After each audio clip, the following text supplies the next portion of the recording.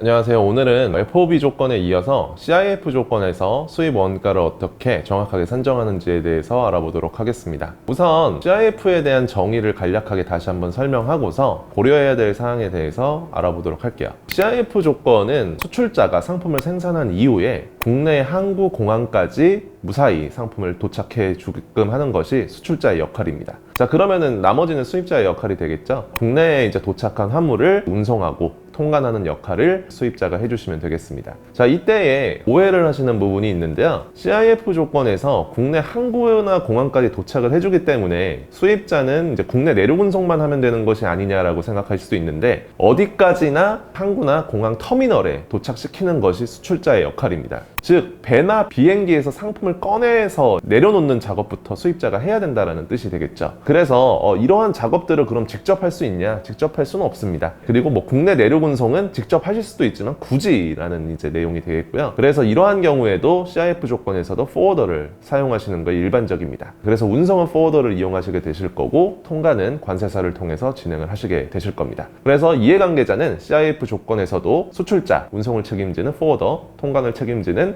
관세사, 이렇게 3명이 등장하게 된다 라고 이해하시면 될 것 같습니다. CIF 조건에서의 비용에 대해 알아볼까요? EXW FOB 조건에서도 계속 설명을 해와서 이해가 좀 빠르실 겁니다. 너무 상식적이게도 우리가 크게 지불해야 될 항목은 3가지겠죠. 상품가액, 물류비, 통관비. 수입자 입장에서 해당 비용을 지불해야 될 대상에 대해서 생각을 해보도록 하겠습니다. 비용은 너무나 당연하죠. 상대방에게 일한 만큼 주는 것이 당연합니다. 그래서 업무의 범위에 맞게 비용을 준다라고 이해하시면 될 것 같은데요. 그 업무의 범위에 맞게 수입자 입장에서 각각 그 금액을 지불해야 될 대상에 대해서 알아보도록 하겠습니다. 네, 첫 번째는 수출자인데요. 수출자는 상품을 생산하고 국내 항구 공항 도착까지의 물류 과정을 책임졌습니다. 따라서 내가 수출자한테 상품 가액만 납부할 게 아니라요, 해외 공장이나 회사에서 국내 항구나 공항까지 도착했을 때까지 수출자가 물류를 나를 위해서 대신 대행을 해줬기 때문에 그 물류비도 같이 지불을 해주셔야 되겠습니다. 왜 물류비를 내가 지불해야 되냐요? 라는 이제 질문들이 종종 나오더라고요. 택배를 생각하시면 이해가 빠르십니다. 쇼핑몰에서 내가 상품을 주문할 때요, 상품을 구매하는 구매자가 택배비를 무는 것이 당연한 이치입니다. 물론 판매자가 배송비 무료라는 조건으로 달아놨을 수도 있는데, 그러한 부분들은 사실 이제 마케팅적인 요소죠. 판매자가 상품에 대한 금액에다가 물류비를 녹여낸 것이지 판매자가 택배비를 부담하려고 하지는 않습니다. 즉, 구매자가 물류비를 부담하는 것이 일반적이고, 이런 것들이 수입 운송을 하는 과정에서도 당연히 통용된다라고 보시면 될 것 같습니다. 그래서 물류를 대신 해주는 것 뿐이지 물류비 자체는 수입자가 수출자에게 지불하는 것이 맞다라고 이해를 하시면 될 것 같고요. 다만 이제 이 과정에서 물류비를 누가 알아보느냐에 대한 차이점이 존재할 겁니다. 수출자가 물류비를 알아보게 되면은 내가 생각한 물류비보다 조금 비싸질 수도 있겠죠. 그래서 제가 EXW나 FOB, 즉 수입자가 물류비를 알아보는 것 대비해서 CIF 조건에서의 물류비가 조금 더 높을 수 있어서 비용적인 측면에서 최적화가 되지 않는 조건이라고 설명을 드린 겁니다. 그래서 이러한 부분들에 대해서 다시 한번 점검을 해보시면 좋을 것 같고요. 경우에 따라서 CIF 조건에서의 물류비가 조금 더 저렴할 수도 있지만, 일반적으로 내가 최적화하는 비용이 저렴하기 때문에 저는 개인적으로 수입을 진행하실 때에는 EXW나 FOB 조건으로 수입하시는 것을 권유를 드리고 있습니다. 다만 케이스 바이 케이스로 CIF로 반드시 진행을 해야 되는 경우도 있으니 설명을 드리는 거고요. 네, 두 번째는 이제 포워더입니다. 포워더는 국내 항구 공항에서부터 원하는 최종 목적지까지 운송에 관여를 할 겁니다. 따라서 소요된 물류비를 포워더에게 지불하시면 되겠죠.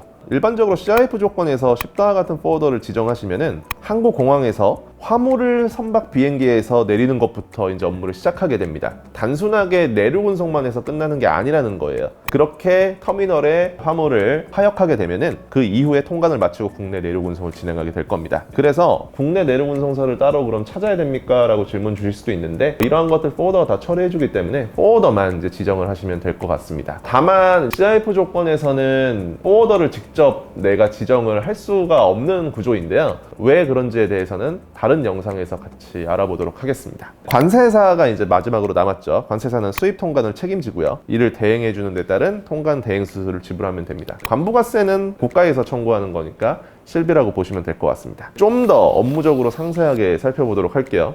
이해관계자는 총 3명이었죠. 수출자, 포워더, 관세사 나누어서 설명해 보도록 하겠습니다. 수출자의 케이스에서는 상품 가액과 업무 과정에서 소요된 물류비를 수입자한테 청구하려고 할 겁니다. 계약을 진행하기 전에는 사전 거래 명세서라고 하는 프로포마 인보이스를 수출자로부터 받게 되실 텐데요. 해당 명세서에는 FOB 프라이스, EXW 프라이스가 아니라 CIF 프라이스 혹은 CIF 밸류라는 금액이 이제 표기가 될 겁니다. 지난 EXW 조건에서도 잠깐 다뤘었죠. FOB 조건에서도 다뤘고, 영상을 못 보신 분들을 위해 다시 쉽게 이해를 돕자면 인코텀즈 플러스 가격은 해당 업무 범위까지의 금액이라고 생각하시면 돼요.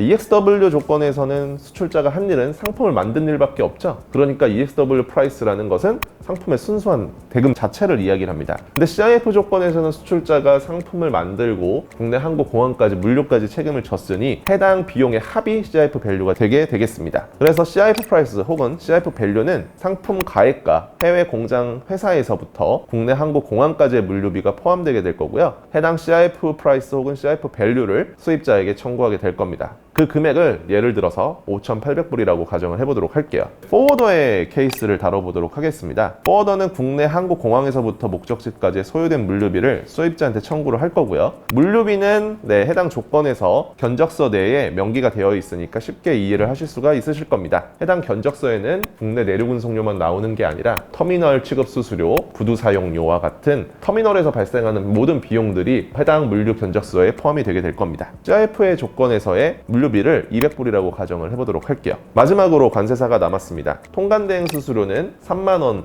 이런 식으로 정액제로 진행이 되는 관세사가 있는 반면에 상품 가액의 일정 비율을 곱해서 통관대행 수수료로 청구하는 관세사들도 있습니다. 공격적으로 영업하시는 분들을 찾아보셔도 좋을 것 같고요. 비용을 절감하기 위해서, 아니면 서비스에 이제 조금 더 초점을 맞추실 거면 적절한 비용을 내시면서 업무를 처리하시는 것을 권유를 드립니다. 우선 해당 이제 통관대행 수수료 일반적으로는 한 3만 원 정도 하니까요. 3만 원으로 가정을 하고 1달러를 1,000원이라고 한 다음에 합산하기 위해서 통화를 통일할 필요성이 있는데 3만 원을 30달러라고 일단 가정을 해보도록 하겠습니다. 자, 이렇게 되면은 관부가세를 제외하고는 모든 비용들을 이제 확인하실 수가 있는데요. 관부가세는 별도의 영상에서 다뤄보도록 하고 우상단에서 확인을 하실 수가 있으실 것 같습니다. 예를 들어 관세를 270불, 부가세를 63불이라고 가정을 해보도록 할게요. 자, 이제 모든 비용들이 추산됐고 계산을 할 수 있게 됐네요. CIF 프라이스 혹은 CIF 밸류는 5,800불, 그리고 이제 물류비는 200불, 그리고 통관대행 수수료는 30불, 관부가세는 333불, 총계 6,363불이 되겠습니다. CIF 프라이스는 상품 대금 자체는 아닙니다. 물류비가 포함이 되어 있는 금액이다. 그 부분은 이해하시고 가셔야 될 것 같고요. 합산을 하기 위해서 이렇게 세퍼레이트 해놨다 라고 생각하시면 될 것 같습니다. 6,363달러를 이제 지불을 했고, 내가 만약에 100개의 상품을 수입을 했다면 개당 단가는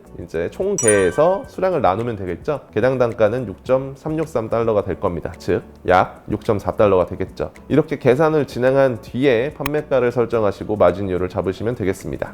이해는 됐는데 이런 비용들을 매번 산출하기 굉장히 번거로우시죠? 그런 분들을 위해서 구글 스프레드시트, 구글 엑셀 시트를 따로 준비를 했습니다. 소개글에서 URL을 확인하실 수가 있고요. 모바일에서는 소개글이 보이지 않으니 웹으로 접속해 주시면 좋을 것 같아요. 해당 시트를 접속을 하시면 권한을 요청을 하시게 되실 텐데 그때 제가 권한을 수락을 해드릴 거고 시트를 활용하시면 됩니다. CIF 밸류, 그 다음에 물류비, 관세율 같은 것들을 기입만 하시면은 제대로 된 상품 단가를 산출하실 수 있게끔 해놓았으니까 그런 부분들을 참조하시면 되겠습니다. 다음 시간에는 쉽다 파트너 관세사분을 모셔가지고 주로 여러분들이 수입하신 상품별로 통관을 해야 될 때 주의사항이나 통관 업무 흐름 같은 것들을 같이 다뤄볼 예정입니다. 다음 영상에서 뵙도록 하겠습니다. 감사합니다.